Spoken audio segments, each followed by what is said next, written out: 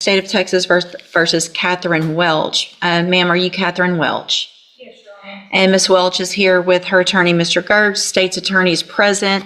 Ms. Welch was previously in court, entered a plea of guilty to driving while intoxicated third or more, as well as a prior offense, which made it a second-degree felony offense.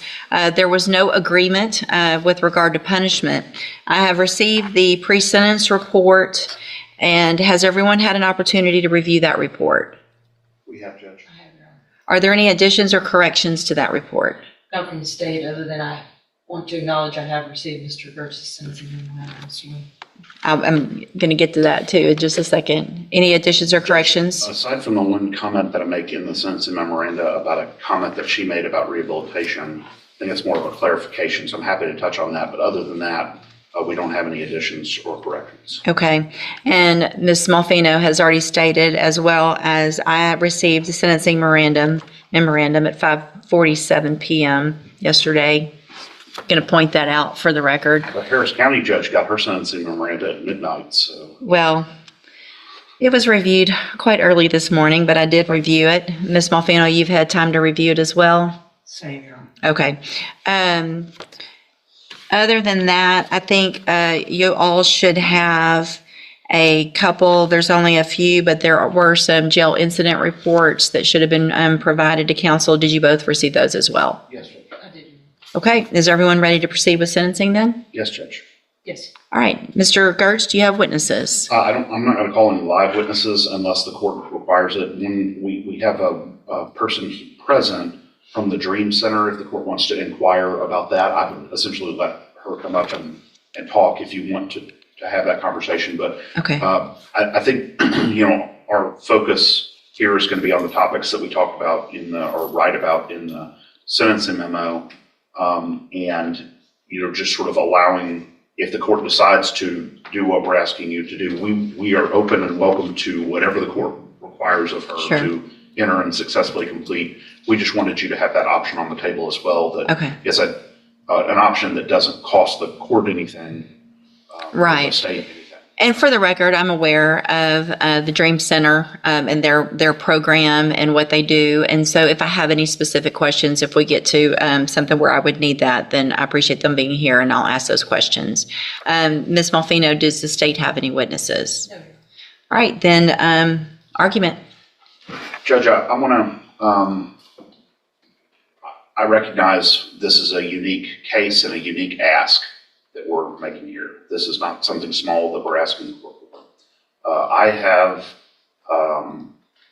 sort of personally taken Catherine on over the last 3+ years, I guess almost 4 years, as a project for me, if that makes any sense. And what I mean by that is I really wanted to put to the test, could this person do everything that I asked her to do to at least get her an opportunity to be here in front of you asking what we're asking for? She exceeded my expectations by doing the 90-day inpatient rehabilitation.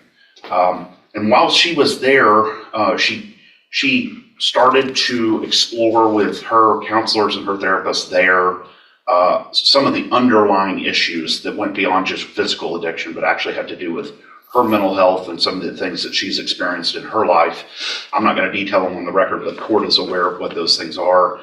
Incredibly traumatic events that I think she had repressed and had never really addressed and explored. And so those counselors recommended not just aftercare, but a specific outpatient program to address some of the trauma issues that she's had.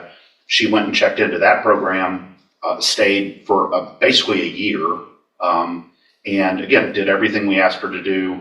When I told her to go get her own drug patch, I told her to go get her own interlock device. She did all of that. Those records should be attached to the memo. She was successful, has been following the rules, doing everything we've asked her to do. Had been going to AA, had gotten a counselor, actually reached out and befriended the director of the Dream Center to try to figure out what she can do next to sort of commit herself to her sobriety and to fixing the mental health issues that I think stem from the challenges that she faced as a young person. She, sometimes it's easy to look at one side of the ledger, the rap sheet or the criminal history, and think that that defines this person.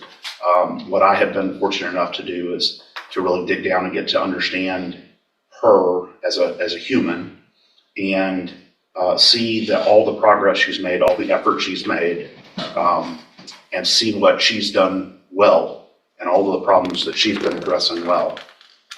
She's obviously very anxious about this day, but we've been looking forward to this day as well to be able to present that.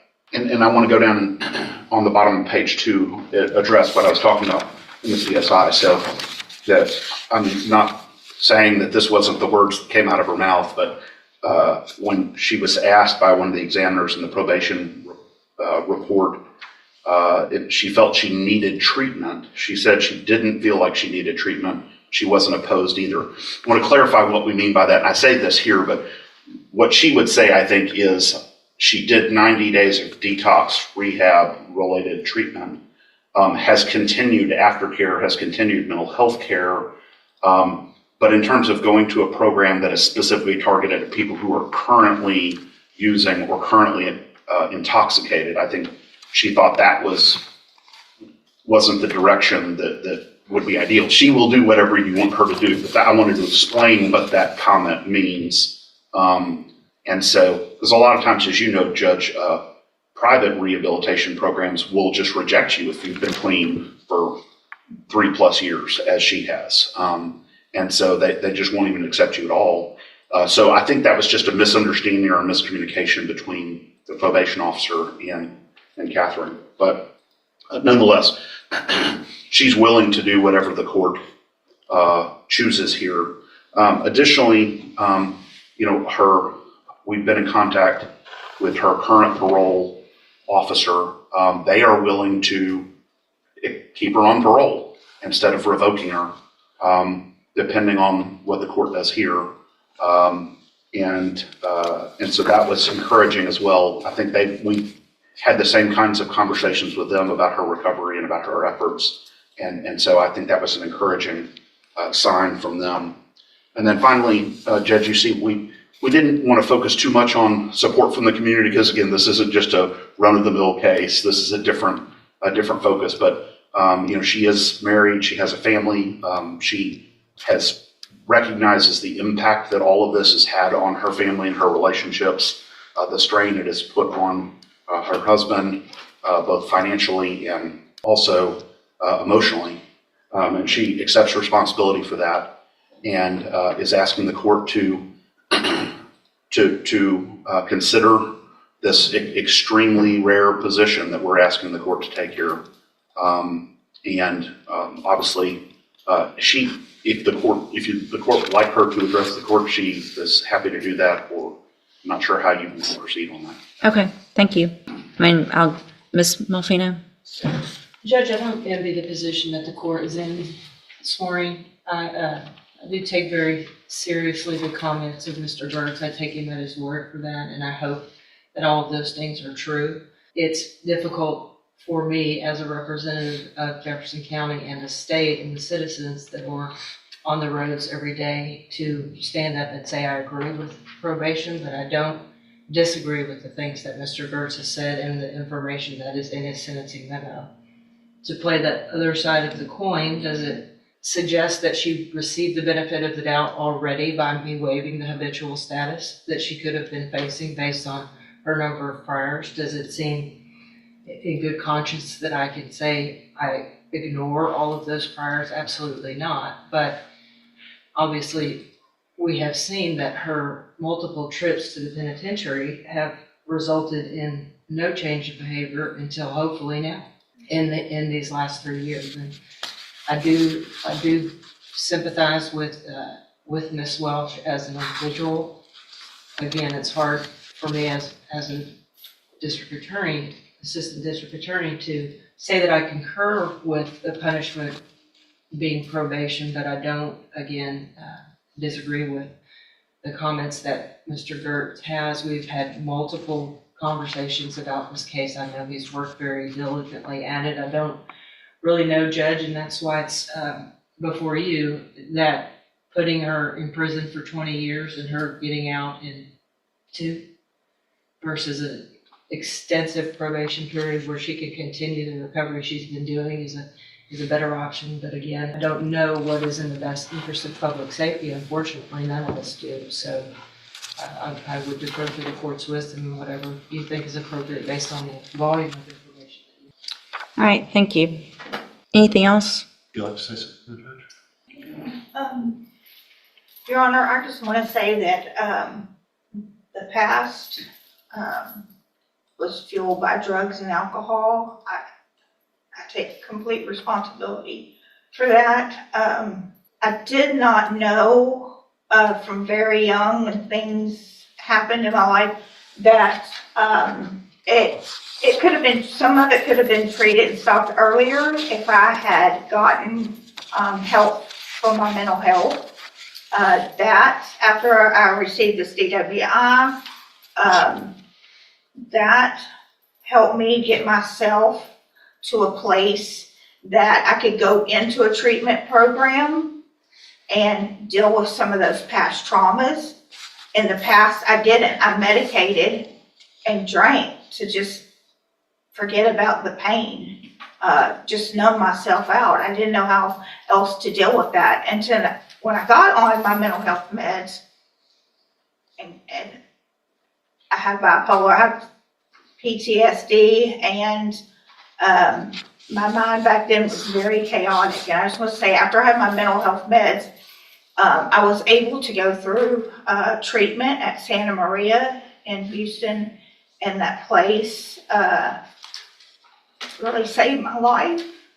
I did extensive 90-day treatment with trauma counselors. It was a trauma-informed community there. And also, when I completed that, I worked an outpatient program, but I still lived on their facility. I went to the sex trafficking and recovery program, and I was in that for about 8 months, where I got the state paid for the counseling for trauma still. And I just worked really hard in that. I got a job while I was in there.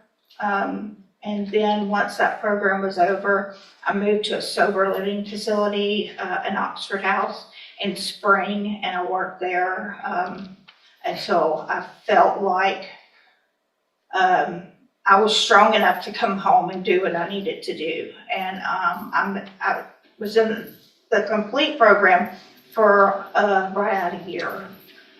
And I'm sorry, I'm very nervous today, and I know that my past record is,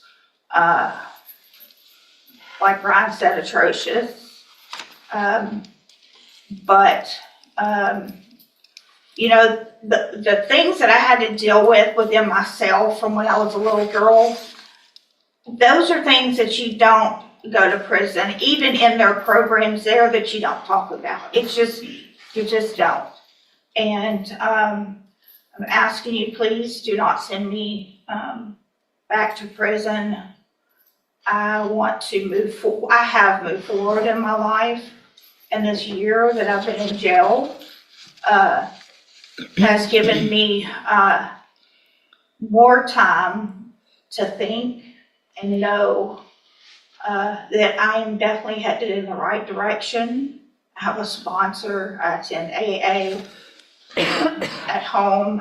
I had moved on with my life as far as I could with my sobriety. I mean, I knew this charge was out there.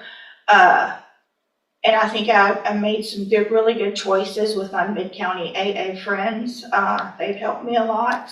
And I am open to anything. I will abide by all the rules and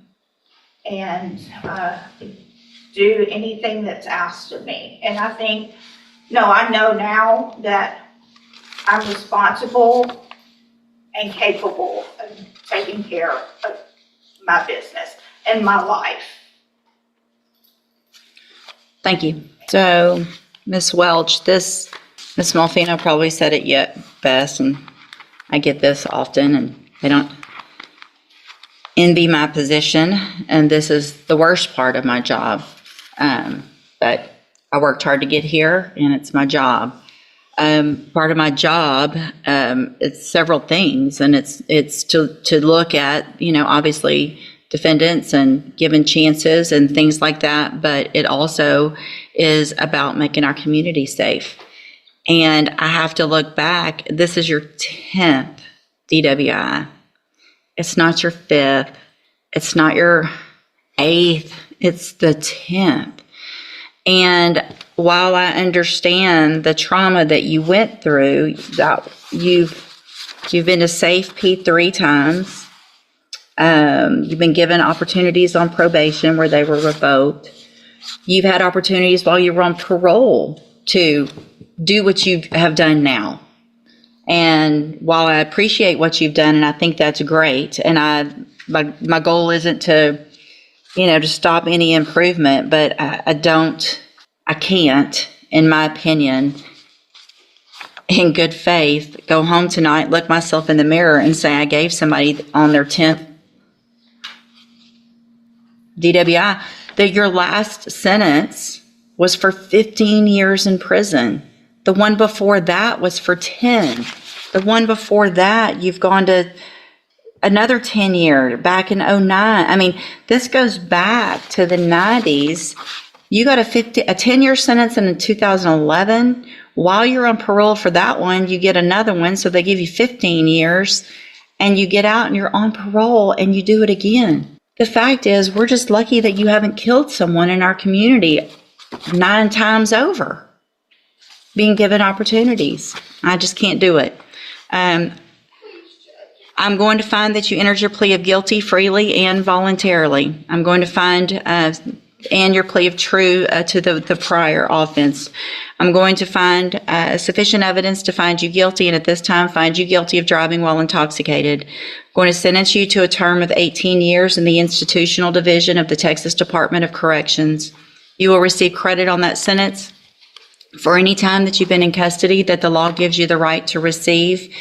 You're going to be handed a trial court certification that shows this was not, well, I guess there was an agreement because the waiver of the enhancement, which could have been a 25 to life, as Mr. Gertz said. So I'm going to hand you the certification that shows this was an agreement. You've waived your right to appeal. I'm also handing you a written admonishment regarding your ineligibility to possess a firearm or ammunition. Possession, because of the judgment entered against you, you're ineligible under Texas law to possess a firearm or ammunition. Possession of a firearm or ammunition could lead to charges against you. You should read the written admonishment I provide you. If you have any questions about that, you can talk to Mr. Gertz. And Ms. Welch, I take no pleasure in this. This is extremely difficult for me.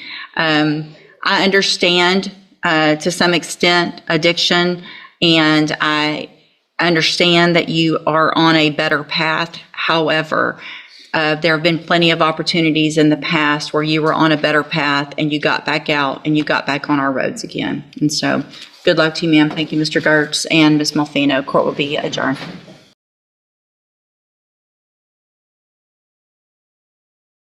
And there it is. After years of struggle, of rehab and relentless effort, the courtroom reminds us that choices have consequences. Catherine Welch has walked a path of recovery, fought her inner demons, yet the law measures not just intent but history. In the end, this moment is about accountability, about the weight of past decisions, and the reminder that even the strongest human spirit faces limits. What does justice truly mean when redemption and responsibility collide?